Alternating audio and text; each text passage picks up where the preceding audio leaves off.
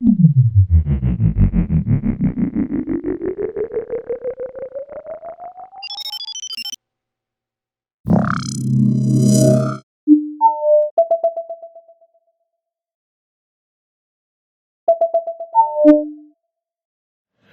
everyone, I am Michael Buisset, a commodity trade lawyer and partner at HFW Switzerland.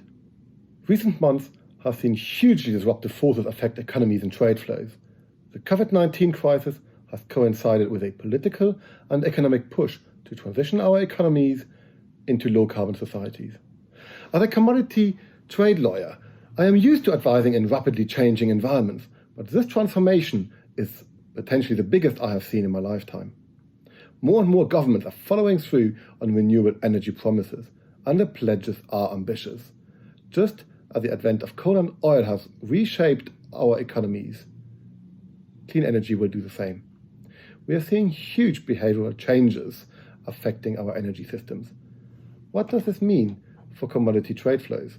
Let me give you two examples of strategic trends affecting the energy markets: the increased investment in green hydrogen and the increased demand for metals for the use of electric batteries.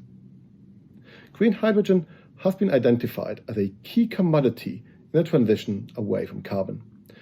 While the hydrogen molecules are indistinguishable, hydrogen is actually classified according to the way it is produced and is categorized by color.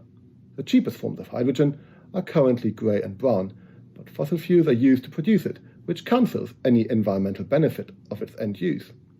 Blue hydrogen is extracted from natural gas with a carbon capture and storage technology. The system is considered as carbon neutral, but technically it is not based on renewable energy. In contrast, green hydrogen is 100% carbon free. It is produced by the use of clean energy sources such as wind or solar.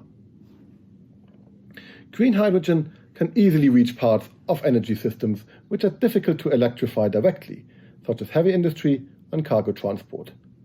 The high cost of production is a significant barrier. However, the fall of renewable energy prices will provide financial incentives to prioritize green hydrogen projects. There is currently a lack of a clear legal and regulatory framework for hydrogen, and most countries rely on their existing gas regulations.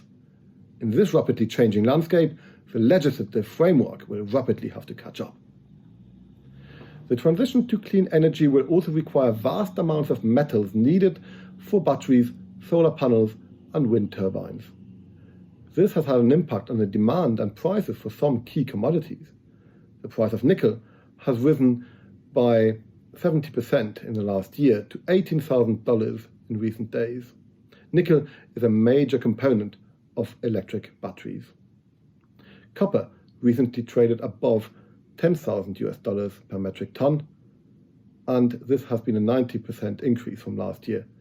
This is hardly surprising because copper wire is the main way we transport energy and electricity. Let me conclude with a few legal considerations. Unlike in the oil industry, where certain general terms and conditions are widely used across the market, metals are traded on a variety of terms. When negotiating long-term or spot contracts, traders should carefully consider the following contractual provisions. Clauses linked to price, quality and quantity, force majeure, termination, risk and title, governing law are key. It will be interesting to see how the industry responds to increased demand, but for commodity traders, careful contract drafting will be essential to avoid uncertainty in a potentially volatile market. Many thanks for listening.